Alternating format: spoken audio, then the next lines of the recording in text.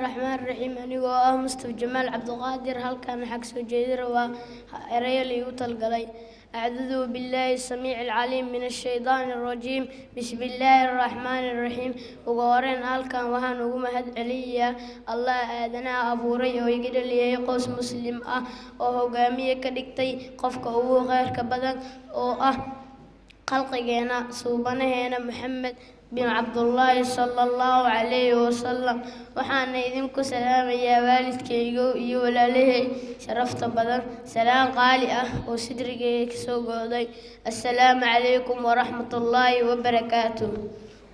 سلام كدب هل كان وحنا ومعد عليا الله كسوقو أورك ماجي أو نقعن قبتي أو نقرب سيي أو اسكدي إن أبوحي بوسك آبهين oo ciilka naga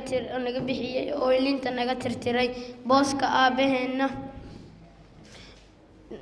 murugada geerida aabaheen na hilmaamsiiyay heerka aan taaganayna soo gaarsiiyay walina nala rabo heer ka sare in uu na gaarsiiyo si aan wax ula qaybsano oo waliba aan ka fiicnaana ilmaha aan agoonta ahayn marna ma ilaabi doono ururka maaje wax mana garan karo waxaan ugu gudo abaalkooda maaje oo samafal adeer awoowe ayeeyo abti eedo iyo aayo dhammaantiina abaalkiina jannatul firdaws allah ka dhigo jawaab waxaan jeclaan lahaa waalidiinteena sharafta leh in aad nooga jawaabtaan su'aalahan sidee ayaan noqon lahayn dad iyo dareen ahaan haddii maaje na garab istaagi lahayn haddii uu aabaheena dhintay dadkeena ma dhinteen maxay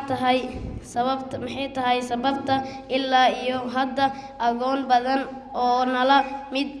waxbarasho la'aan ay u yihiin idinkuna waliba awoodaan in aad kafaala qaadaan dareenkayga maanta aad ayuu u kacsan yahay waxaa isoo hore istaagay aabahayga macaan allow kuu naxariiso aabbow oo uu wax waliba ka heli jiray inta uu noolaa waxaana aaminsanahay aabahay inuu god ciil ugu jirin maadaama ay isku dayeen reer maaje in ay buuxiyaan laakiin waxaa godka ciil ugu jira duruuf ay nool